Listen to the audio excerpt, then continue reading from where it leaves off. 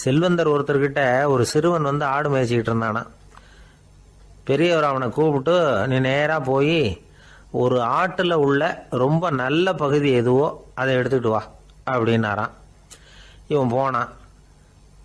ஒரு ஆட்டு உடம்புல இருந்த நாக்கு, இருதயம், இது ரெண்டையும் எடுத்துகிட்டு வந்து கொடுத்தானான். பெரியவர் வாங்கி பார்த்தார். அதுக்கப்புறம் இப்போ நீ போய் இன்னொரு ஆட்டில் இருக்கிற ரொம்ப கெட்ட பகுதி எதுவோ அதை எடுத்துகிட்டு வா அப்படின்னாரான். இவன் போய் எடுத்துகிட்டு வந்தான். அவன் கையில் இருந்தது மறுபடியும் அதே மாதிரி நாக்கு, இருதயம், இது ரெண்டும் தான். என்னது இப்பவும் அதையே கொண்டுட்டு வந்திருக்கிற அப்படின்னாரான் பெரியவர். இவன் சொன்னானா, ஒரு உடம்புல உள்ள ரொம்ப நல்ல பொருளும் இதுதான், ரொம்ப கெட்ட பொருளும் இதுதான் அப்படின்னானா. இளம் வயசுல இப்படி பதில் சொன்னவர் தான் பேரறிஞர் லுக்மானுல் ஹக்கீம் அவர்கள். கோபப்படாமல் இருந்தா இது ரெண்டும் நல்லா வேலை செய்யும், கோபப்பட்டா இது ரெண்டும் மோசமா வேலை செய்யும். அதை புரிஞ்சுக்கிறதுக்காகத்தான் இன்னைக்கு இந்த தகவல். கோபம் வந்துட்டா நாம என்ன செய்யறோங்கிறது நமக்கே தெரியாது. ஒருத்தர் டாக்டர் கிட்ட போனார் அவசரமா.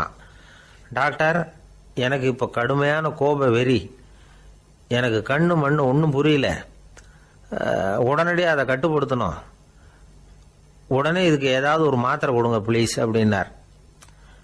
அந்த டாக்டரும் உடனே ஒரு மாத்திரையை கொடுத்து, இதை உடனே போடுங்க, நான் தண்ணி கொண்டுட்டு வரேன்னு உள்ளே போனார். தண்ணியோடு திரும்பி வந்தார்.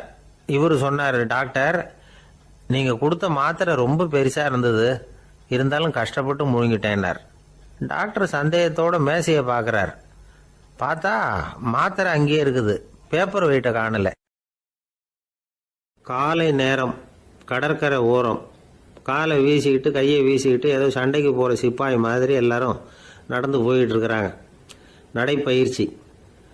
அதில் நமக்கு தெரிஞ்ச ஒருத்தர் எதிரில் வந்தார் ரொம்ப வேகமாக. என்ன சார் வாக்கிங்க அப்படின்னு கேட்டோம்.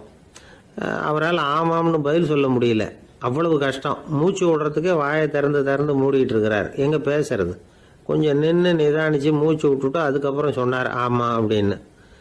என்ன சார் இவ்வளவு வேகம்னோ? உங்கள் பேச்சை கேட்டுவிட்டு தான் சார் நடக்க ஆரம்பித்தோம். நீங்கள் தான் அடிக்கடி சொல்லிகிட்டு இருந்தீங்க நடக்கிறது நல்லதுன்னு. அன்னையிலேருந்து ஆரம்பிச்சுட்டேன், ஆனால் ரொம்ப கஷ்டமாக இருக்குது சார். இப்போ பாருங்கள், உங்கள்கிட்ட சுலபமாக பேசக்கூட முடியல, மூச்சு வாங்குது, உடம்பு கூட வலிக்கிறது மாதிரி இருக்குது அப்படின்னு அவர் பாட்டுக்கு பேச ஆரம்பிச்சிட்டார். உங்களை யார் சார் இவ்வளவு வேகமாக நடக்க சொன்னது? வேகத்தை குறைங்க, மெதுவாக நடங்க அப்படின்னோம். நீங்கள் நடக்கிறதுனால என்னென்ன சௌகரியம்னு அன்னைக்கு சொன்னீங்களே தவிர சௌகரியமாக நடக்கிறது எப்படின்னு சொல்லலையே அப்படின்னார் அவர். இன்னமும் லேசாக மூச்சு வாங்கிக்கிட்டே சொன்னால் கூட இவர் சொல்கிறதுலேயே ஒரு நியாயம் இருக்குது. அதனால் இந்த நடைப்பயிற்சி பண்ணுறவங்க கவனிக்க வேண்டிய சில முக்கியமான குறிப்புகள் இருக்குது. அது என்னென்னங்கிறத அவங்க தெரிஞ்சுக்கணும். அது தெரிஞ்சு வச்சுக்கிறது நல்லது. இதெல்லாம் மருத்துவ நிபுணர்கள் சொல்கிற குறிப்புகள். அவங்க என்ன சொல்கிறாங்க தெரியுமா? உங்கள் வயசு 40க்கு மேலேயா? உங்கள் எடை வந்து இருக்க வேண்டியதை விட 10 கிலோ அதிகமாக இருக்குதா? நீங்கள் புகை பிடிக்கிறவரா?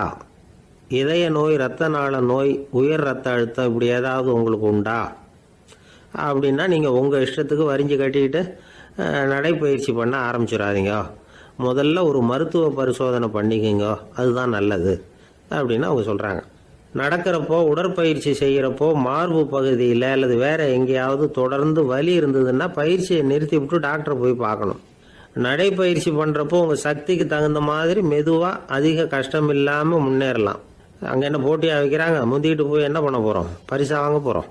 அதனால் நிதானம் அவசியம் அப்படிங்கிறது அவங்க ஆலோசனை. தொந்தரவு கொடுக்காத ஷூ, ட்ரெஸ்ஸு இதுகளை உபயோகப்படுத்துங்க. பாதத்தில் ஆடு தசை இருக்குல்ல, அங்கே ஏதாவது பிரச்சனை இருந்ததுன்னா டாக்டரை பாருங்கள். அந்த பாதத்தில் வலி வரும் அந்த இடத்துல. வெயில் காலமாக இருந்தால் தலைக்கு தொப்பி வச்சுக்கோங்க. பனியில் நடந்தாலும் அப்படி தான், தலையை பத்திரமா பார்த்துக்குங்க. நம்மக்கிட்ட ஏதோ கொஞ்சம் உருப்படியாக தெரியறது அதுதானே. உடற்பயிற்சிக்கு முன்னாடி பின்னாடி பயிற்சி செய்கிறப்போ நிறைய தண்ணி குடிக்கலாமா. முதல் 1 மாதத்துக்கு கொஞ்சம் தளர்த்தியாக சாவகாசமாக நடக்கலாம். மணிக்கு 3 அல்லது 4 கிலோமீட்டர் வேகம்னு வச்சுங்களேன். அதுக்கப்புறம் வேகத்தை அதிகப்படுத்தலாம்.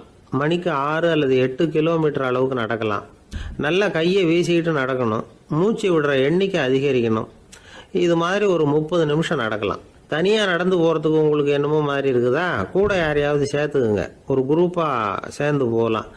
நடக்கிறதுங்கிறத ஒரு சந்தோஷமான சமாச்சாரமாக ஆக்கிக்கணும். தினம் இப்படி நடக்க வேண்டி இருக்குதே அப்படின்னு புலம்பிக்கிட்டே போகக்கூடாது. சில பேர் நடக்கிறப்போ கடந்த காலத்தை அசை போட்டுக்கிட்டே போவாங்க, சில பேர் வருங்காலத்தை அசை போட்டுக்கிட்டே போவாங்க, சில பேர் முக்கியமான திட்டம்லாம் இப்படி நடக்கிறப்போ தான் தீர்மானம் பண்ணுவாங்க.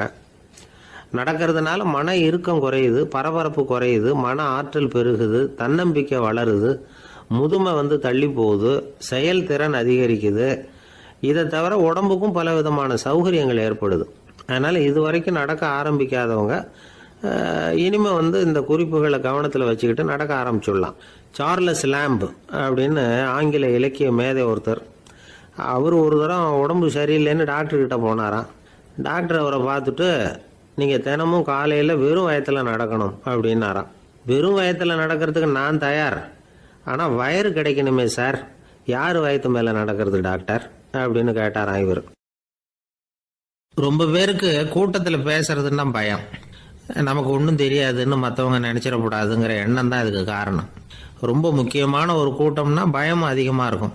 முக்கியமானவங்கள்லாம் வருவாங்களே, அவங்கெல்லாம் நம்மளை பற்றி மட்டமாக நினச்சிருவாங்களே அப்படிங்கிற பயம் வந்துடும். ஆனால் மேடை பேச்சுங்கிறது அவ்வளவு கடினமான ஒரு காரியம் இல்லைங்கிறாங்க அது சம்பந்தமான நிபுணர்கள்.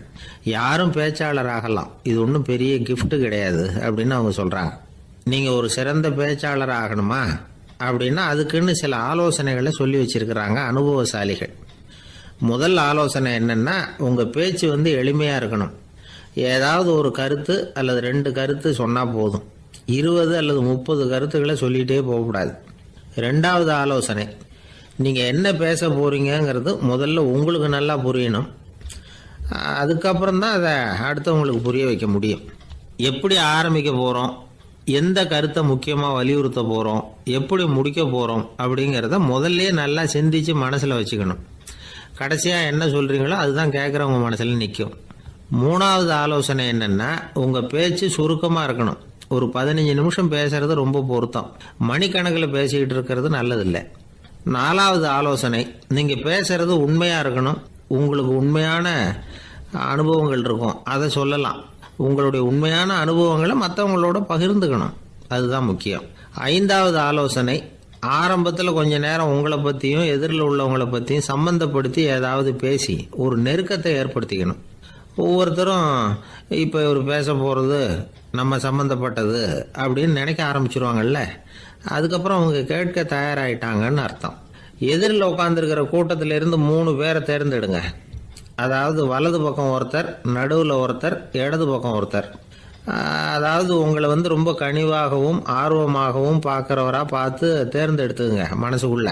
நீங்கள் பேசும்பொழுது என்ன பண்ணணும்னா, இவங்களை நேருக்கு நேராக மாறி மாறி பார்த்துக்கிட்டே பேசுனீங்கன்னா நீங்கள் ஏதோ ஒட்டுமொத்த கூட்டத்தையும் பார்த்து பேசுகிறதாக ஒரு உணர்வு அது ஏற்படுத்திவிடும்.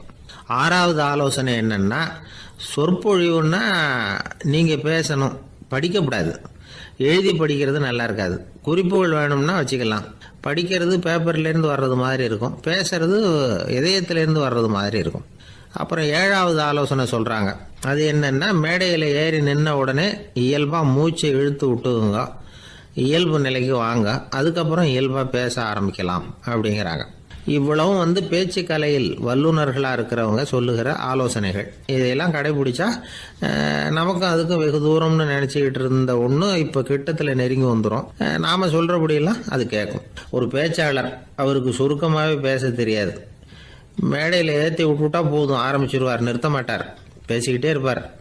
ஒரு தடவை அவர் ஒரு கூட்டத்தில் ரொம்ப நேரம் பேசிக்கிட்டே இருக்கிறார்.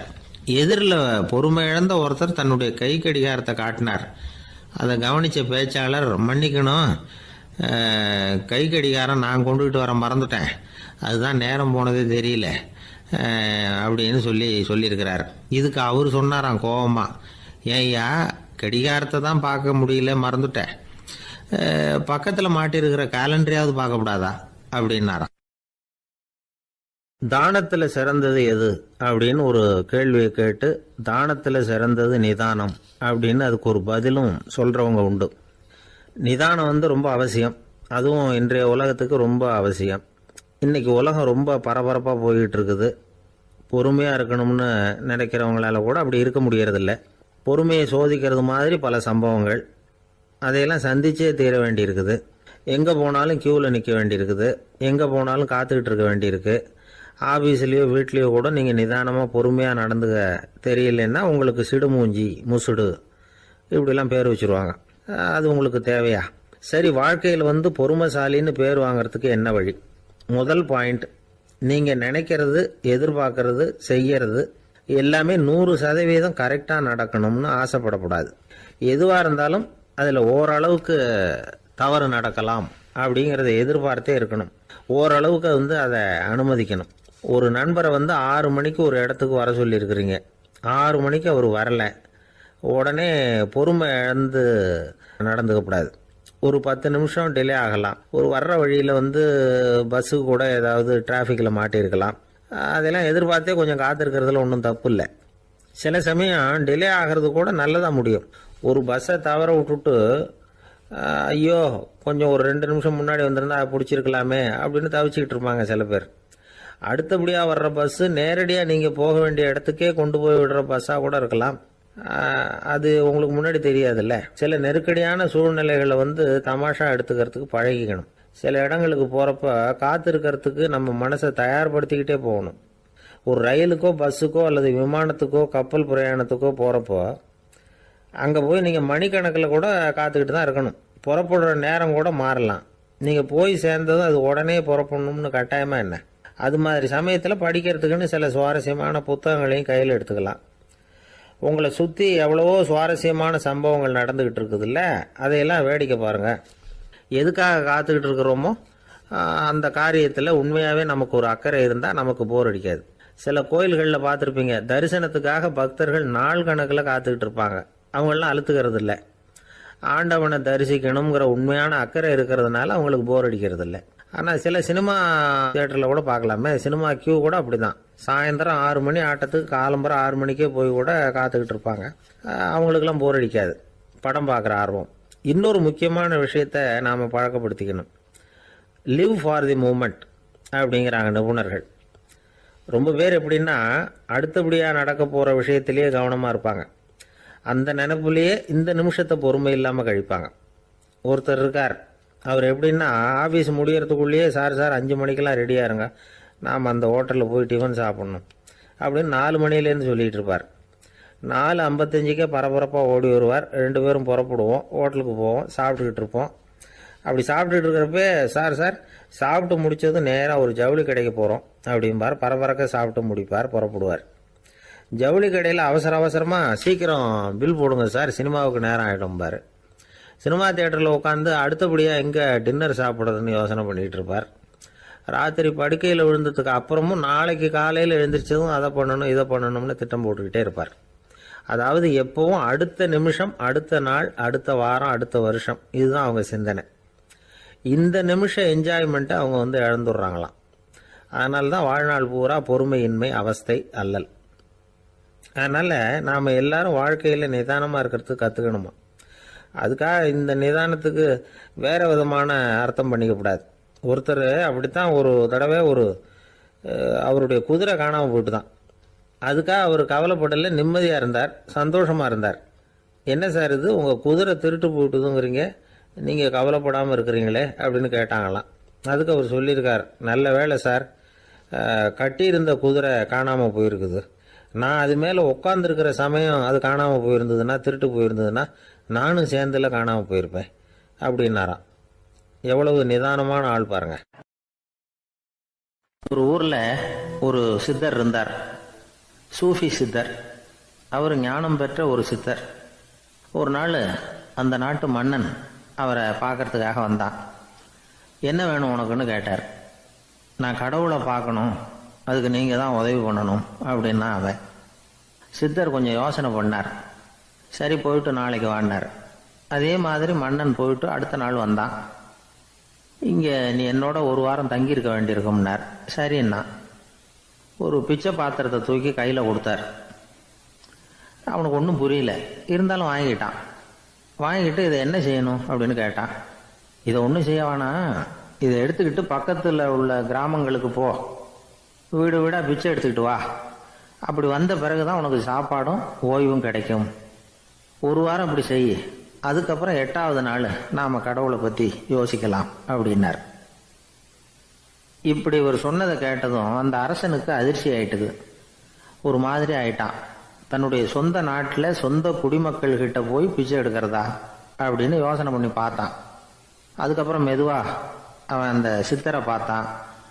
ஐயா, சொந்த நாட்டிலேயே பிச்சை எடுக்கிறதுன்னா எனக்கு ஒரு மாதிரியா இருக்கு, வெக்கமா இருக்கு. நான் வேணும்னா வெளி தேசத்துல எங்கேயாவது போய் பிச்சை எடுக்கவா அப்படின்னு கேட்டான். இதுக்கு அந்த சித்தர் ஒரு சம்மதிக்கலை. இதோ பாரு, உன்னால பிச்சை எடுக்க முடியலன்னா பேசாம திரும்பி அரண்மனைக்கே போயிடு. அதுக்கப்புறம் கடவுளை பத்தி எல்லாம் பேசுறதுக்கு என்னை தேடிட்டு வரக்கூடாது அப்படின்னு விட்டார். மன்னன் தயங்கினான். இருந்தாலும் மனசை சரி பண்ணிட்டு சம்மதிச்சான். சரிங்க, ஒரு வாரம் இங்க தங்குறேன். நீங்க சொல்றது மாதிரி பக்கத்து கிராமங்களுக்கு போறேன், வீடு வீடா பிச்சை எடுக்கிறேன், வர்றேன் அப்படின்னா. ஒரு வாரம் தெரு தெருவா பிச்சை பாத்திரத்தோட அலைஞ்சான்.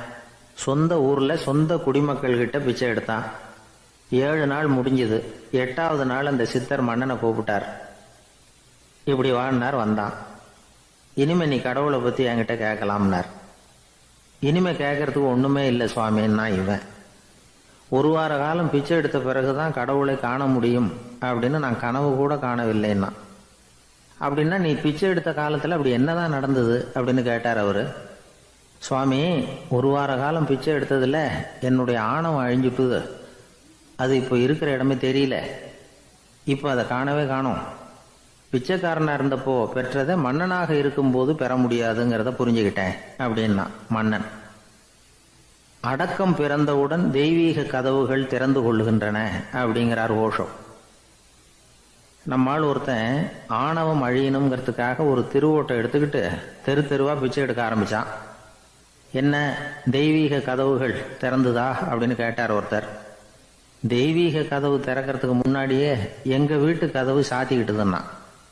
என்னடா சொல்றேன்னார்.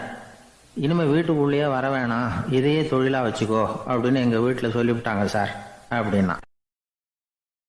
ஒரு ஊர்ல ஒரு மன்னர் இருந்தார். ஒரு நாள் அவருடைய அரசவைக்கு ஒரு ஓவியன் வந்தான். அவன் சீனா தேசத்திலிருந்து வந்தவன், தாவோ சிந்தனையாளன். அவன் அங்க வந்து மன்னர் முன்னாடி நிக்கிறான். யாரும் செய்ய முடியாத ஒரு காரியத்தை என்னால செய்ய முடியும்னா. இவன் இப்படி சொன்னதை கேட்டதும் ஏற்கனவே அங்க இருந்த அரசவை ஓவியன் ஒருத்தனுக்கு கோபம் வந்துட்டுது. இதோ பாரு, இப்படி எல்லாம் பேசக்கூடாது. நான் வேணும்னா உன்னுடைய சவாலை ஏத்துக்கிறேன் அப்படின்னா.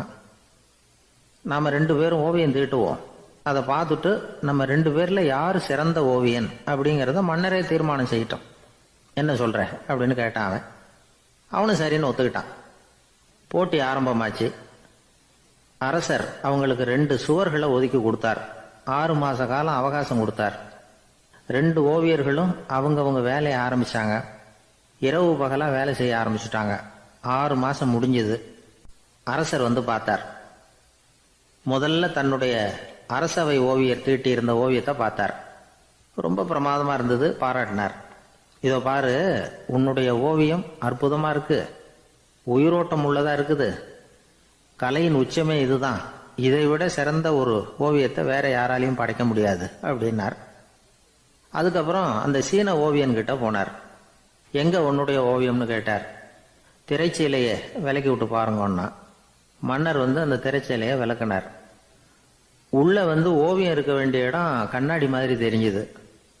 அவன் அந்த 6 மாச காலமா அந்த சுவரை வந்து தேய்ச்சி தேய்ச்சி கண்ணாடி மாதிரி ஆக்கி வச்சிருக்கிறான். அதுக்கு நேரா எதிர் சுவர்ல அரசவை ஓவியன் தீட்டின ஓவியம் இருக்கு. அது எதிரில் இருந்த இந்த கண்ணாடியில பட்டு பிரதிபலிக்குது. மன்னர் யோசனை பண்ண ஆரம்பிச்சார். அப்புறம் அந்த சீன ஓவியனை பார்த்து கேட்டார். இதை பாரு, நீ என்னுடைய ஆளை வந்து தோற்கடிச்சுட்ட அப்படிங்கறதுல சந்தேகம் இல்லை. ஆனாலும் எங்களை ஏமாத்தி இருக்கிற, எந்த ஓவியமும் நீ வரையிலையே அப்படின்னார். அரசே, இதுதான் உண்மையான ஓவியம், உயிருள்ள ஓவியம். இது வந்து மனோபாவங்களை பிரதிபலிக்கும், மாறுகின்ற காலங்களை அப்படியே காட்டும் அப்படின்னா அந்த சீன ஓவியன்.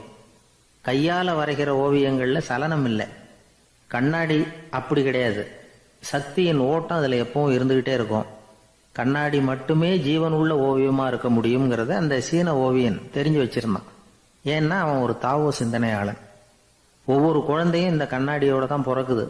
ஆனா நாம என்ன செய்யறோம்னா ஓவியங்களை கண்ணாடி மீது பதிப்பிச்சு விடுறோம். கண்ணாடி நம்மளை பிரதிபலிக்குது. நம்முடைய அழகோ அவலட்சணமோ கண்ணாடியை பாதிக்கிறது இல்லை. ஏன்னா அதுக்கு மனம் கிடையாது. கடந்து போன வினாடியை பற்றி அது சிந்திக்கிறது இல்லை. அடுத்த கணத்தை பற்றின எதிர்பார்ப்பும் அதுகிட்ட கிடையாது. அதுதான் பற்றற்ற நிலை. மனிதனுக்கு தேவைப்படுறது அதுதான். கண்ணாடி கிட்ட இருந்து நாம் கற்றுக்கொள்ள வேண்டிய பாடம் இது. வாழ்க்கையில் மனிதர்களை நேசிக்கலாம், உலகின் அழகையெல்லாம் பிரதிபலிக்கலாம், ஆனால் எதையும் பற்றி கொண்டு விடக்கூடாது அப்படிங்கிறது பெரியவர்கள் அறிவுரை. துயரம்ங்கிறது பற்றுக்களின் சாயை. கண்ணாடி முன்னாடி நிற்கிறப்போவெல்லாம் நமக்கு இந்த ஞாபகம் வரணுமா. ஒரு குடும்ப தலைவர் ஒரு நாள் காலையில் விடிஞ்சு எழுந்திரிச்சதும் சத்தம் போட்டார். யார் இந்த கருங்குரங்கு படத்தை என் ரூமில் கொண்டாந்து மாட்டி வச்சது அப்படின்னு கத்தினார். சமையல் கட்டிலிருந்து மனைவி பதில் சொன்னாங்க, தூக்க கலக்கத்தில் உளராதுங்க, நல்லா பாருங்க, அது படம் கிடையாது, முகம் பார்க்குற கண்ணாடி அப்படின்னாங்க. அர்ஜுனன் கேட்ட கேள்விக்கெல்லாம் பகவான் கண்ணன் பதில் சொன்னார். அதுக்கு பேர் பகவத்கீதை. அதே மாதிரி உத்தவன் கேட்ட கேள்விக்கும் அவர் பதில் சொல்லியிருக்கிறார். அதுக்கு என்ன பேருனா உத்தவ கீதைன்னு பேர். அது சரி, உத்தவன்னா யாரு? கண்ணனுக்கு சின்ன வயசுலேருந்தே தேர் ஓட்டிக்கிட்டு இருந்தவன் அவன் தான். குருஷேத்திர போர் முடிஞ்சது. அதர்மத்தை அழித்து தர்மத்தை நிலைநாட்டி தர்மனுக்கு முடிச்சு விட்டினார் கண்ணபிரான். அதுக்கப்புறம் துவாரகைக்கு திரும்பினார். தான் வந்த காரியம் முடிஞ்சது. அதனால் இளமையிலிருந்தே தனக்கு தேரோட்டியா இருந்து வந்த உத்தவனை கூப்பிட்டார். இதை பாருப்பா, உனக்கு வேணுங்கிறத கேளுன்னார். அவன் தனக்குன்னு எதையும் கேட்கறதுக்கு ஆசைப்படலை. இருந்தாலும் கேள்வி கேட்குறதில்ல அவன் ரொம்ப கெட்டிக்காரன். அதனால் கேட்க ஆரம்பித்தான். பரந்தாமா, ராஜசூய யாகத்துக்கு தர்மனை கூப்பிட்டு தன்னுடைய அரண்மனையில் விருந்து வச்சான் துரியோதனை. அதுக்கப்புறம் சூதாட்டத்துக்கு கூப்பிட்டான். தர்மன் தோல்வி அடைகிற மாதிரி பண்ணிவிட்டான். நீங்கள் தான் முக்காலமும் உணர்ந்தவராச்சே, சூதாட்டத்தில் தர்மர் ஜெயிக்கிறது மாதிரி பண்ணியிருக்கக்கூடாதா? இந்த பகடக்காயை உருட்டுறப்போ நீங்கள் எதிர்பார்த்தது விழற மாதிரி பண்ணியிருக்கலாமே. சரி, அதுதான் இல்லை. வேடிக்கை பார்த்துக்கிட்டு இருந்த பீமன், அர்ஜுனன், நகுலன், சகாதேவன் இவங்களையும் பணையம் வச்சு ஆடுறப்போவாவது காப்பாற்றிருக்கலாம். அதையும் நீங்கள் செய்யலை. பாவம் அந்த அவல பொண்ணு, ஒன்றும் புரியாத ஒன்றும் தெரியாத அந்த உன்னுடைய சகோதரி திரௌபதி, அந்த பொண்ணை துச்சாதனை இழுத்துக்கிட்டு துகில் உரிகிற கட்டத்தில் காப்பாற்றினியே. இது நியாயமா, முறையா, அறமா? இதுதான் உத்தவன் கேட்ட கேள்வி. இதுக்கு பரந்தாமன் பதில் சொல்கிறார். அப்படி கேள் உத்தவா, தருமனை துரியோதனன் சூதாட அழைக்கும் பொழுது என்ன சொன்னான் தெரியுமா? நான் பணையம் வைக்கிறேன், எனக்கு பதிலாக என்னுடைய மாமன் சகுனி பகடக்காய்களை உருட்டுவான்னு சொன்னான். உடனே தருமன், எனக்கு பதிலாக என்னுடைய மைத்துனன் கண்ணன் பகடக்காய்களை உருட்டுவான்னு சொல்லியிருக்கலாமே. அப்படி சொல்லலை. என்ன செஞ்சான் தெரியுமா? துரியோதனன் கூட சூதாட்டத்துக்கு சம்மதிச்சுட்டோம், கடவுளே இது என்னுடைய மைத்துனன் கண்ணபிரானுக்கு தெரியக்கூடாது அப்படின்னு வேண்டிக்கிட்டான். இதனால் தருமன் எனக்கு மனசால தடை போட்டுட்டான். அதனால் அரண்மனைக்கு வெளியிலேயே என்னை கூப்பிடுவாங்கன்னு நான் காத்துக்கிட்டு இருந்தேன். பீமன், அர்ஜுனன், நகுலன், சகாதேவன், திரௌபதி இவங்களை பணையம் வச்சு ஆடுறப்போவாவது கூப்பிடுவாங்கன்னு பார்த்தேன். அப்பவும் அவங்க என்னை கூப்பிடல, நினைக்கல. திரௌபதியை துச்சாதனன் கூந்தலை பிடிச்சி இழுக்கிறான். அப்போ கூட அவள் தன்னுடைய உடல் பலத்தால் தடுக்கிறதுக்கு முயற்சி பண்ணாலே தவிர என்ன நினைக்கல. துரியோதனன் சபைக்கு இழுத்து செல்லப்பட்ட திரௌபதி அறநூல்களையும் அரச நீதிகளையும் சொல்லிக்கிட்டு இருந்தாலே தவிர என்ன நினச்சே பார்க்கல. துகில் உரிகிற கட்டத்தில் தான் ஹரி ஹரி கண்ணா பரந்தாமன்னு கூப்பிட்டா. அதனால தான் அப்போ போய் நான் காப்பாற்றினேன் அப்படின்னா பரந்தாமன். அப்படின்னா நீ அழைச்சாதான் போவியா, நீயா போக மாட்டியா அப்படின்னு கேட்குறான் உத்தவன். ஆமாம், நான் கூப்பிட்டா தான் போவேன். மனிதர்கள் செய்யக்கூடிய செயல்களையெல்லாம் அவங்கவுங்க போக்கிலேயே விட்டுட்டு வேடிக்கை பார்த்துக்கிட்டு இருப்பேன். நான் குறுக்கிட்டு ஒன்றுமே செய்ய மாட்டேன் அப்படின்னா பரந்தாமன். மனுஷன் தவறு பண்ணுனா திருத்த மாட்டியா, சும்மா பார்த்துக்கிட்டு தான் உட்காந்துருப்பியா அப்படின்னு கேட்குறான் உத்தவன். நான் மனுஷனுடைய உள்ளத்தில் இருக்கிறப்போ என் எதிரில் மனுஷன் தவறு பண்ண மாட்டான் அப்படின்னு ஆனா கண்ணன். அதாவது யார் நினைக்கிறாங்களோ அவங்க உள்ளத்துலலாம் அவன் இருக்கிறான். அப்படி இருக்கிறப்போ தவறு செய்ய மனுஷன் அஞ்சுவான். இதுதான் உத்தவ கீதைங்கிறது. இந்த காலத்துலேயும் சில பேர் பகவான் மாதிரி அடுத்தவங்க கஷ்டப்படுறத வேடிக்கை பார்த்துக்கிட்டு இருக்கிறது உண்டு. அன்னைக்கு அப்படித்தான். நடுத்தெருவில் ஒரு திருடனை பிடிச்சி எல்லாரும் சேர்ந்து அடிச்சுக்கிட்டு இருக்கிறாங்க. ஒரு ஆள் மட்டும் தள்ளி நின்று அதை வேடிக்கை பார்த்துக்கிட்டு இருக்கான். பார்த்துக்கிட்டு சிரிச்சுக்கிட்டு இருக்கிறான். என்ன சார் இது, பாவம் அந்த ஆளை போட்டு அப்படி அடிக்கிறாங்களே அப்படின்னும். அடிக்கட்டும் சார், அவன் அடி வாங்க வேண்டிய ஆள் தான் அப்படின்னா அவன். ஏன் சார் அப்படி சொல்கிறீங்க அப்படின்னு கேட்டோம். பின்ன என்ன சார், நான் ஒருத்தர் பையில் இருந்த பர்ஸை எடுக்கிறதுக்கு முயற்சி பண்ணிக்கிட்டு இருந்தேன். அதுக்குள்ளே அவன் முந்திக்கிட்டு அப்வேஸ் பண்ணிவிட்டான். பர்ஸை அவன் எடுத்துட்டான். பார்க்கறது நான், எடுக்கிறது அவனா? என்ன சார் நியாயம் இது? நல்லா வாங்கட்டும் அப்படிங்கிறான். ஒரு பள்ளிக்கூடம் வகுப்பு நடந்துகிட்டு இருக்கு. ஆசிரியர் பாடம் நடத்திக்கிட்டு இருக்கிறார். நடத்தி முடிச்ச உடனே கேட்டார், மாணவர்களே, இதுவரைக்கும் நான் நடத்தின பாடத்தில் உங்களுக்கு ஏதாவது சந்தேகம் இருக்கா அப்படின்னு கேட்டார். அப்புறம் ஒவ்வொருத்தராக கேட்டார். ஒரு மாணவன் எழுந்திருச்சான். சார், எனக்கு சந்தேகம் எதுவுமே இல்லைன்னா. ஏன்னு கேட்டார். ஏன்னா எனக்கு நீங்கள் நடத்தின பாடம் தெளிவாக புரிஞ்சுட்டுது, அதனால சந்தேகம் வரலன்னா. இன்னொரு மாணவன் எழுந்திருச்சான். சார், எனக்கும் சந்தேகம் எதுவும் இல்லைன்னா. ஏண்டான்னு கேட்டார். ஏன்னா எனக்கு நீங்கள் நடத்தின பாடம் எதுவுமே புரியல, அதனால சந்தேகம் வரல அப்படின்னா. இந்த இடத்துல நாம் கொஞ்சம் சிந்திச்சு பார்க்கணும். இந்த உலகத்தில் எல்லாம் புரிஞ்ச ஒருத்தனுக்கும் சந்தேகம் வராது, எதுவுமே புரியாத ஒருத்தனுக்கும் சந்தேகம் வராது. அறகுறையாக புரிஞ்சுக்கிட்டவன் இருக்கான் பாருங்க, அவனுக்கு தான் அடிக்கடி சந்தேகம் வரும். ஆக மாணவர்களை இந்த 3 வகையாக பிரிக்கலாம். அதே மாதிரி தான் மனிதர்களையும் 3 வகையாக பிரிக்கிறாங்க ஆன்மீகவாதிகள். ஒரு ஆன்மீக பெரியவர் என்ன சொல்றார் தெரியுமா? இந்த உலகத்துல 3 வகையான மனிதர்கள் இருக்கிறாங்களாம். முதல் வகை எப்படி தெரியுமா? இவங்களுக்கு எதையும் தெரிஞ்சுக்கணுங்கிற அவசியமே கிடையாது. ஏன்னா அவங்களுக்கு எல்லாமும் தெரியும். இவங்க ஞானத்தின் முழு வடிவா இருக்கிற காரணத்தினால அவங்களுக்கு எந்த சந்தேகமும் இல்லை, எந்த கேள்விகளும் கிடையாது. இந்த நிலையில இருக்கிறவன் கிருஷ்ணன். எல்லாத்துக்கும் விட தெரிஞ்சுக்கிட்ட நிலையில அவன் விடையாக மாறிவிட்டான் அப்படின்னு சொல்லுவாங்க. 2வது நிலையில இருக்கிறவன் அர்ஜுனன். இவனுக்கு எப்போ பார்த்தாலும் கேள்விதான், சந்தேகம்தான். பதில் சொல்ல சொல்ல அவனுக்கு இருக்கிற சந்தேகமும் அதிகமாகிட்டே இருக்கும், குறையவே குறையாது. அர்ஜுனன் மாதிரி உள்ளவங்க எப்பவும் கேள்வி கேட்டுக்கிட்டே இருப்பாங்க. ஒரு கேள்விக்கு விடை கிடைச்சுட்டுன்னு வைங்க, உடனே இன்னொரு கேள்வி அவங்க கிட்ட இருந்து வரும். கிருஷ்ணனுடைய நிலை எப்படின்னா அது கேள்விகளே அற்ற ஒரு நிலை. அர்ஜுனனுடைய நிலை எப்படின்னா அது கேள்விகளை தவிர வேறு எதுவும் அற்ற ஒரு நிலை. இவங்களை தவிர இன்னொரு ஆள் இருக்கிறான், அவனுக்கும் கேள்விகள் அற்ற ஒரு நிலை தான். அவன் யாருன்னா துரியோதனன். இவனுக்கு தெரிஞ்சுக்கணுங்கிற எண்ணமே சுத்தமாக கிடையாது. ஆவலே இல்லைங்கிறதுனால அதை புரிஞ்சுக்கணுங்கிற அவசியமும் இல்லை. அதனால அவனுக்கு கேள்விகள் அற்ற ஒரு நிலையில அவன் இருந்துகிட்டு இருக்கிறான். எல்லா பதிலும் தெரிந்து கொண்ட நிலையில கிருஷ்ணனும் கேள்விகள் அற்ற நிலையில இருக்கிறான். தெரிஞ்சுக்கணுங்கிற ஆவலே இல்லாத துரியோதனனும் கேள்விகள் அற்ற நிலையிலே இருக்கிறான். இப்படியும் இல்லாம அப்படியும் இல்லாம 2ம் கெட்டான் நிலையில இருக்கிறானே, அவன் தான் அர்ஜுனன். அதனால பெரியவங்கள்லாம் என்ன சொல்றாங்கன்னா, இந்த உலகத்துல அர்ஜுனன்களா இருக்கிறவங்க ஒன்று துரியோதனனா மாறிடணும், இல்லைன்னா கிருஷ்ணனா மாறிடணும். இதை தவிர வேற வாய்ப்பு இல்லை. துரியோதனன் மாதிரி உள்ளது விலங்கு நிலை, கிருஷ்ணன் மாதிரி உள்ளது தெய்வ நிலை. அர்ஜுனன் விலங்காவும் ஆக முடியல, தெய்வமாவும் ஆக முடியல. இப்படி 2ம் கெட்டானா இருக்கிற வரைக்கும் இந்த கேள்விகளும் பிரச்சனைகளும் இருந்துகிட்டே தான் இருக்கும். இதுதான் பெரியவர்கள் சொல்லுகிற அனுபவ உண்மை. ஒரு ஆசிரியர் ரொம்பவும் விரிவா விளக்கமா பாடம் நடத்தின பிறகு, மாணவர்களே ஏதாவது சந்தேகம் இருந்தா கேளுங்கன்னாராம். ஒரு மாணவன் எழுந்திருச்சான். சார், எனக்கு ஒரு சந்தேகம்னா. என்னன்னு கேட்டார். இது வரைக்கும் என்ன பாடம் சார் நடத்துனீங்க அப்படின்னா அந்த பையன். ஜெருசலேம் அங்க உள்ள ஒரு தேவாலயம், அதுல உள்ள பலிபீடத்தின் முன்னாடி ஒரு பெட்டி உண்டு.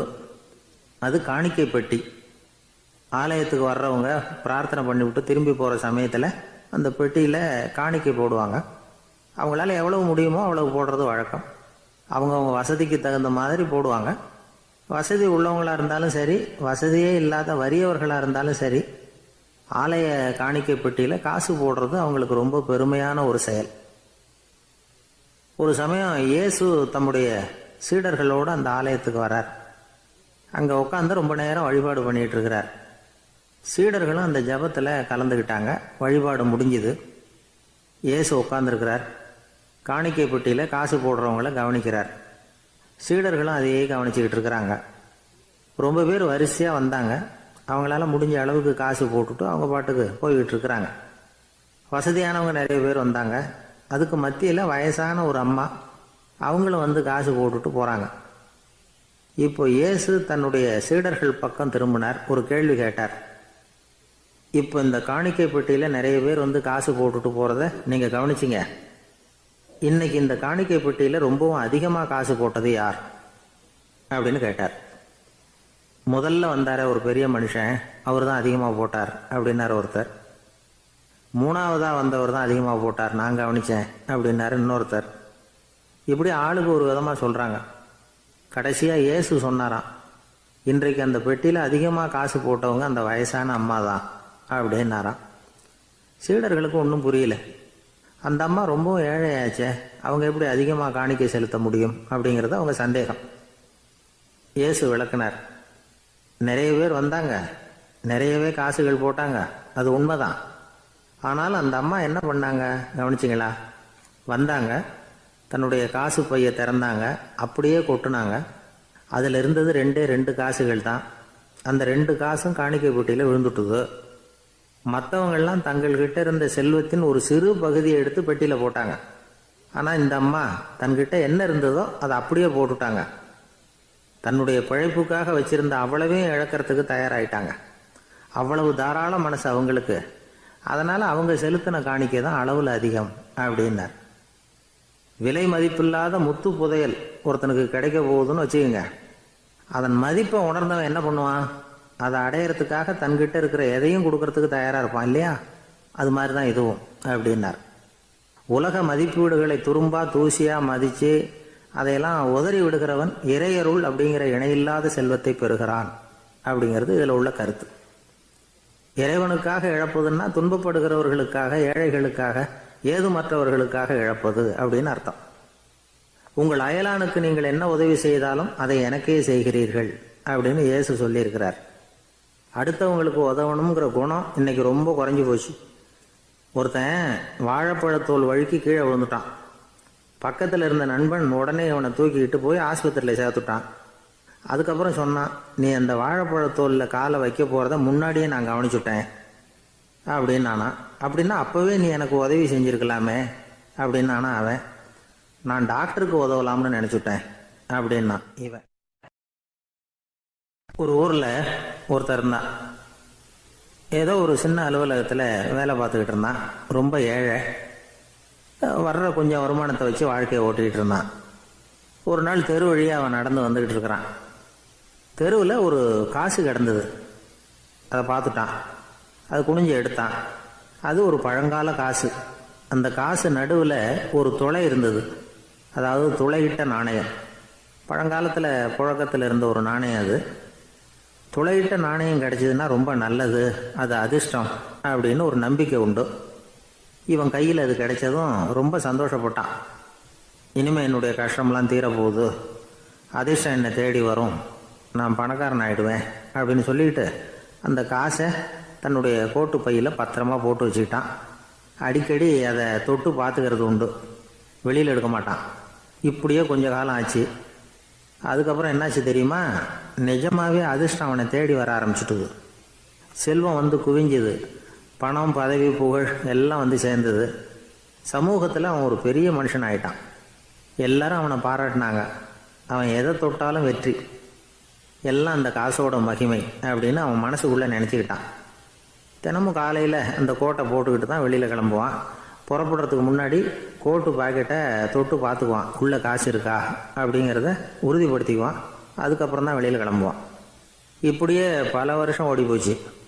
ஒரு நாள் அவனுக்கு அந்த ஆசை வந்துட்டுது. அதாவது அந்த துளையிட்ட நாணயத்தை எடுத்து கண்ணால் பார்க்கணும் அப்படின்னு. காலையில் சாப்பிட்டுக்கிட்டு இருந்தான். அப்போ தன்னுடைய மனைவிகிட்ட சொன்னான், ரொம்ப நாளைக்கு அப்புறம் என்னுடைய அந்த நாணயத்தை இன்னைக்கு வெளியில் எடுத்து பார்க்க போகிறேன்னா. என்னத்துக்கு அது, இப்போ அதை பார்க்க வேணாமே அப்படின்னு மெதுவாக இழுத்தாங்க அந்த அம்மா. இல்லை நான் பார்த்தே தீரணும் அப்படின்னு அவன் தன்னுடைய சட்டை பைக்குள்ளே கையை விட்டான். உள்ளே இருந்த நாணயத்தை வெளியில் எடுத்தான். பார்த்தா அவனுக்கு ஆச்சரியமாக போச்சு. அந்த நாணயத்தில் துளையே இல்லை. என்ன ஆச்சு அப்படின்னு சொல்லி அவன் ரொம்ப குழம்பி போயிட்டான். இப்போ அந்த அம்மா சொன்னாங்க, நான் தான் ஒரு நாள் உங்கள் கோட்டு ரொம்பவும் தூசியாக இருக்கேன்னு சொல்லி அதை ஜன்னலுக்கு வெளியில் உதறினேன். உள்ளே இருந்த அந்த காசு அப்போ எனக்கு தெரியாது, ஞாபகத்தில் இல்லை. அது தெருவில் விழுந்துட்டது போல இருக்கு. அதுக்கப்புறம் எவ்வளவோ தேடி பார்த்தேன், கிடைக்கல. அதுக்குள்ளே அதை யாரோ எடுத்துகிட்டு போயிட்டாங்க போல இருக்கு. அது இல்லைங்கிறது உங்களுக்கு தெரிஞ்சால் வருத்தமாக இருக்குமேங்கிறதுக்காக நான் தான் வேற ஒரு நாணயத்தை எடுத்து சட்டை பைக்குள்ளே வச்சுட்டேன் அப்படின்னு விவரத்தை சொன்னாங்க அந்த அம்மா. இது எப்போ நடந்ததுன்னு கேட்டான். உங்களுக்கு அந்த காசு கிடைச்சதே அன்னைக்கு மறுநாளே இது நடந்து போச்சு அப்படின்னாங்களாம். இதை கொஞ்சம் யோசனை பண்ணி பாருங்க. அவனுக்கு அதிர்ஷ்டத்தை கொடுத்தது அந்த நாணயம் இல்லை, அவனுடைய நம்பிக்கை, அதாவது தன்னம்பிக்கை. அதுதான் வேலை செஞ்சிருக்கு. இதிலிருந்து நாம் தெரிஞ்சுக்க வேண்டியது என்னென்னா, வாழ்க்கையில் முன்னேற நினைக்கிறவங்களுக்கு தன்னம்பிக்கை ரொம்ப முக்கியம். அது இல்லைன்னா முன்னேற முடியாது. ஒருத்தன் சொன்னானா, நான் எப்போவுமே என்ன தான் சார் நம்புவேன், மற்றவங்கள நம்ப மாட்டேன். நேற்றுக்கு பாருங்க, திடீர்னு 10 பேர் என்னை அடிக்க வந்துட்டாங்க, நான் ஒருத்தனாவே அதை சமாளித்தேன் அப்படின்றான் ரொம்ப பெருமையா. அது எப்படின்னு கேட்டாங்களாம். ஒரே ஓட்டமாக அங்கேருந்து ஓடி வந்துட்டேன் அப்படின்னு நானா. ஒரு வயசான அம்மா ஒரு நாள் ஃபோன் பண்ணாங்க. ஐயா, நான் இந்த தகவல் நிகழ்ச்சியை தினமும் கேட்குறேன், உங்ககிட்ட ஒரு கேள்வி கேட்கணும் அப்படின்னாங்க. என்னங்க அப்படின்னோம். எனக்கு சொந்தமாக ஒரு நல்ல வீடு இருக்குது, வேணுங்கிற அளவுக்கு பணமும் இருக்குது, கணவரும் ரொம்ப நல்லவர், ரிட்டையர் ஆகி வீட்டில் தான் இருக்கிறார், பிள்ளைங்கள்லாம் பெரிய பெரிய உத்தியோகத்தில் இருக்கிறாங்க, அதில் ஒருத்தன் ஐஏஎஸ், பணம்லாம் கூட நிறைய கொண்டாந்து கொடுக்குறாங்க. அப்படி இருந்தும் என் மனசில் நிம்மதி இல்லை, வாழ்க்கையில் ஒரு நிறைவு இல்லை அப்படின்னாங்க. ஏன்னு கேட்டோம். அதைத்தான் நான் உங்களை கேட்குறேன், ஏன் அப்படி அப்படின்னு திருப்பி கேட்குறாங்க. எங்களுக்கு ஒன்றும் புரியல, கொஞ்ச நேரம் குழம்பி போயிட்டோம். இருந்தாலும் அதை அவங்கக்கிட்ட காட்டிக்காம கொஞ்சம் சாமர்த்தியமா, ஏம்மா உங்கள் மனசில் நீங்கள் ஏதோ ஒன்று எதிர்பார்க்குறீங்க, அது நிறைவேறலை அப்படி தானே அப்படின்னு கேட்டோம். ஆமாம் அப்படின்னாங்க. அதுக்கப்புறம் அவங்கக்கிட்ட கொஞ்சம் மனம் விட்டு பேசுகிறப்போ தானாக விஷயம் வெளியில் வந்தது. அதாவது அவங்க பிள்ளைங்க பெரிய பெரிய உத்தியோகத்தில் இருக்கிறதுனால அவசர அவசரமாக பார்த்துட்டு ஓடுறாங்களாம். ஆசையாக அம்மான்னு கூப்பிட்டுக்கிட்டு கிட்ட உட்காந்து கொஞ்ச நேரமாவது என்கிட்ட பேசினா தானே என் மனசு கொஞ்சம் நிம்மதியாக இருக்கும். அது அவங்களுக்கு தெரிய மாட்டேங்குதே அப்படிங்கிறாங்க. இதுதான் அவங்களுடைய ஏக்கம். இந்த ஏக்கம் அந்த தாயின் மனசில் இருந்துக்கிட்டு இருக்குது. இப்படி மகனுடைய அன்புக்காக மட்டுமே ஏங்குற தாய்மார்கள் பல பேர் இருக்கிறாங்க இந்த உலகத்தில். இதை நினைக்கிறப்போ ஒரு வெளிநாட்டு நாடோடி கதை ஞாபகத்தில் வருது. அதாவது கடவுள் படைப்பு தொழிலில் ரொம்ப மும்முரமாக ஈடுபட்டுக்கிட்டு இருந்தாராம். மீன்களை படைச்சாராம், பறவைகளை படைச்சாராம், விலங்குகளை படைச்சாராம். அவருக்கு திருப்தி ஏற்படலை. அதுக்கப்புறம் மனிதர்களை படைச்சிருக்கிறார். அப்பவும் அவருக்கு மன நிறைவு ஏற்படலையா. கடைசியாக தன்னுடைய சக்தி முழுசையும் பயன்படுத்தி குறையே இல்லாத அளவுக்கு ஒரு படைப்பை உருவாக்கினாராம். அந்த உன்னதமான ஒரு படைப்பு அதுதான் பெண், அதாவது தாய். இப்படி உருவாக்கி எல்லாரையும் இந்த உலகத்தில் விட்டுவிட்டாராம். அதுக்கப்புறம் கொஞ்ச காலம் கழித்து தன்னுடைய தேவியை அழைச்சிக்கிட்டு இந்த பூலோகத்துக்கு வந்திருக்கிறார். தன்னுடைய குறையில்லாத படைப்பாகிய பெண்ணை பார்த்தாராம். ஏம்மா, உனக்கு இன்னும் ஏதாவது குறை இருந்தால் சொல்லு, அதையும் நிவர்த்தி பண்ணி விடுறேன் அப்படின்னாராம். அந்த அம்மா பார்த்துருக்காங்க. சுவாமி, எனக்கு நீங்கள் கொடுத்துருக்கிறது 2 கை, என்னுடைய பிள்ளைகளுக்கு சேவை செய்கிறதுக்கு இந்த 2 கை பத்தலை, அதனால் இன்னும் ஒரு 2 கை கொடுத்தா தேவலை அப்படின்னாங்களாம். கடவுள் பார்த்தார். அதனால் என்ன, அப்படியே செஞ்சு விடலாம், இதோ அதுக்கான வரம் கொடுத்துட்டேன் அப்படின்னார். அந்த அம்மாவுக்கு இப்போ 4 கை ஆயிட்டுது. 4 கையாலேயும் குழந்தைகளுக்கு சேவை செய்ய ஆரம்பிச்சுட்டாங்க. கடவுள் திருப்தியாக திரும்பி போனார். அதுக்கப்புறம் கொஞ்ச காலம் கழித்து மறுபடியும் திரும்பி வந்தார் தேவியோட. பெண்ணை பார்த்தார். இப்போ என்னம்மா சந்தோஷம் தானே அப்படின்னாராம்.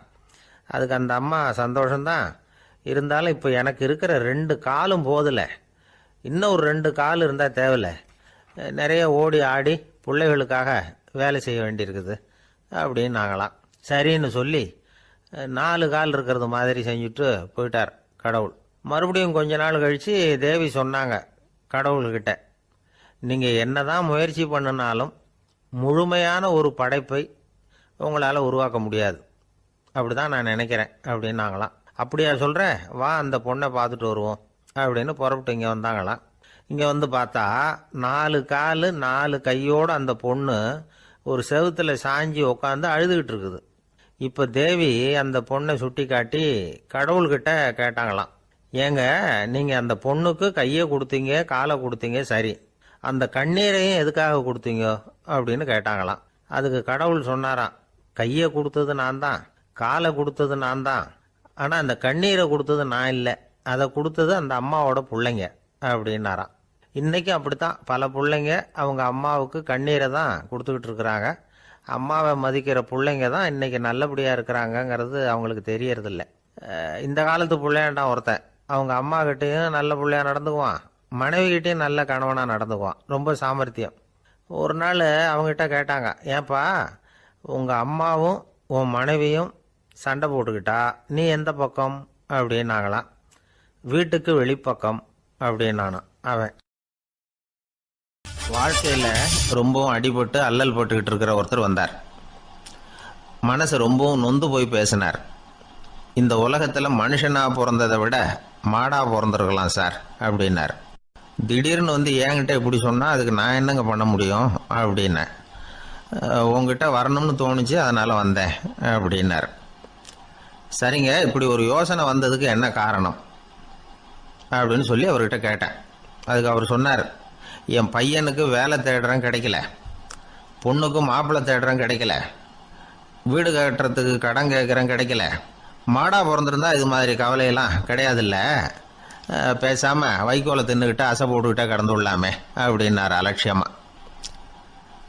அதுக்கப்புறம் தான் அவர் சொன்ன கருத்தை நானும் கொஞ்சம் அசை போட ஆரம்பித்தேன் மனசுக்குள்ள. இப்போது இயற்கையை பொறுத்த வரைக்கும் அது நாம் எல்லாரும் மகிழ்ச்சியாக வாழணும் அப்படின்னு தான் விரும்புது. விலங்குகள், பறவைகள், தாவரங்கள், அப்புறம் மற்ற உயிரினங்கள் எல்லாமும் நல்லபடியாக இருக்கணும் அப்படிங்கிறது தான் இயற்கையோட விருப்பம். அதில் ஒன்றும் சந்தேகம் இல்லை. இயற்கையோட அமைப்பை கொஞ்சம் கவனித்து பார்த்தா அதை நாம் நல்லா புரிஞ்சுக்கலாம். இருந்தாலும் இந்த ஆள் சொன்னதை கேட்ட பிறகு தான் ஒரு முக்கியமான வேறுபாடு புரிஞ்சுது. அதாவது இந்த உலகத்தில் உள்ள முக்கியமான பிரச்சனைகள் 6. அந்த 6 பிரச்சனைகளும் ஆடு மாடுகளுக்கு கிடையாது, மரம் செடி கொடிகளுக்கு கிடையாது. ஆனால் மனுஷன் அந்த 6 பிரச்சனைகளையும் சந்திக்க வேண்டியிருக்கு. சரி, அந்த 6 பிரச்சனைகள் என்னென்ன தெரியுமா? முதல்ல இந்த ஆடு மாடுலாம் நமக்குன்னு சொந்தமாக ஒரு வீடு இல்லையே அப்படின்னு கவலைப்பட்டுக்கிட்டு இருக்கிறது இல்லை. ஆனால் மனிதனுக்கு வீடு தேவைப்படுது. இது ஒரு வித்தியாசம். இப்போ 2வது பிரச்சனை என்னன்னா ஆடை பிரச்சனை. ஒரு கோழியோ சேவலோ நாம் போட்டுக்கிறதுக்கு ஒரு சட்டை இல்லையே அப்படின்னு கவலைப்படுறதில்ல. ஆனால் மனுஷனுக்கு அந்த கவலை உண்டு. சரி, இப்போ 3வது என்னன்னு பார்த்தா கல்வி பிரச்சனை. ஒரு பசுமாடு கவலையோடு நின்றுக்கிட்டு இருக்கு அப்படின்னு வச்சுக்குவோம். நீங்கள் அதுக்கிட்ட போய் ஏன் பசுமாடை கவலையோடு நின்றுக்கிட்டு இருக்கிற அப்படின்னு கேட்குறீங்க. என் கண்ணுக்குட்டிக்கு எல்கேஜியில் இடம் கிடைக்கல, டொனேஷன் கொடுக்கறதுக்கு கையில் பணமும் கிடையாது, சிபாரிசுக்கு யாரை பிடிக்கிறதுன்னு தெரியல, இப்படியா சொல்லிகிட்டு இருக்கோம்.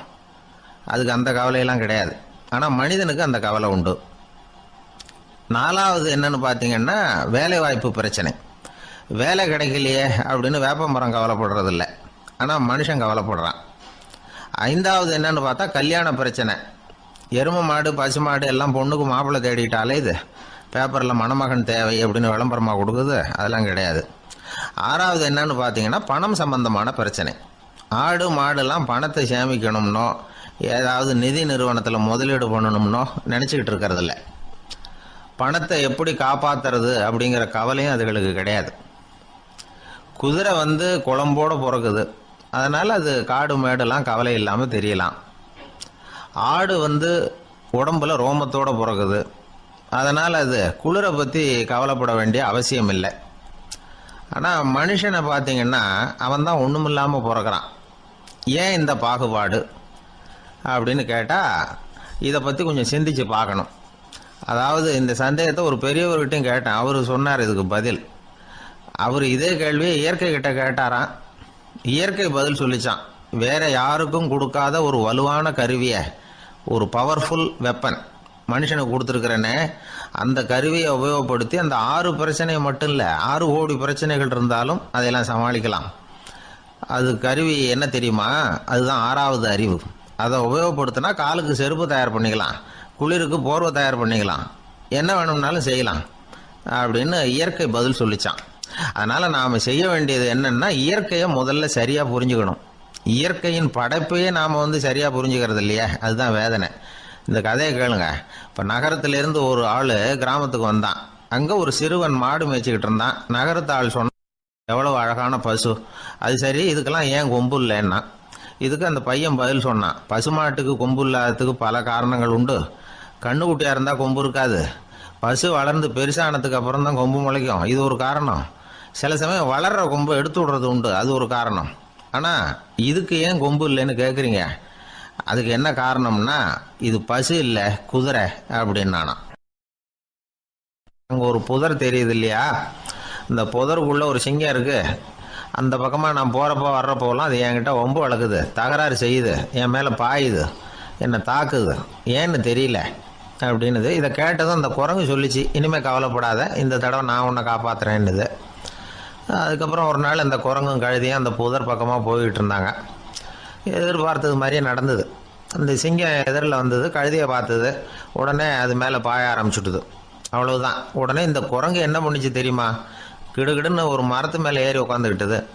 அங்கே உட்காந்துக்கிட்டு கீழே அந்த கழுதியும் சிங்கமும் போடுற சண்டையை வேடிக்கை பார்க்க ஆரம்பிச்சுட்டுது. கொஞ்ச நேரம் கழித்து அடிபட்ட காயத்தோடு அந்த கழுதை மெதுவாக நடந்து வந்தது.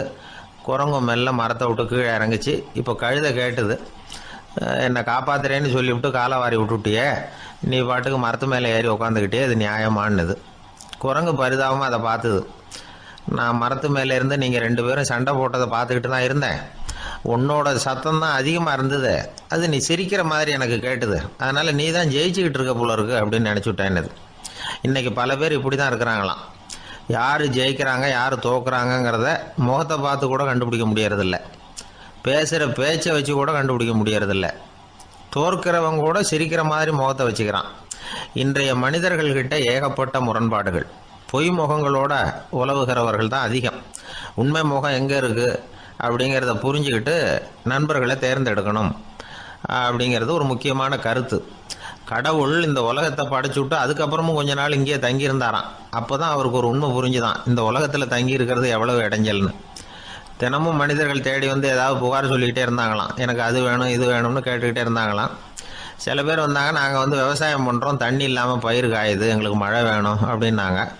அவங்க போனதும் அதுக்கப்புறம் சில பேர் வந்தாங்க, நாங்கள் வந்து மண்பானை செய்கிறவங்க, நிறைய பானை செஞ்சு வச்சுருக்குறோம், மழை பெஞ்சால் எல்லாம் கரைஞ்சி வீணாக போயிடும், அதனால் இன்றைக்கி மழை பெய்யக்கூடாதுன்னாங்க.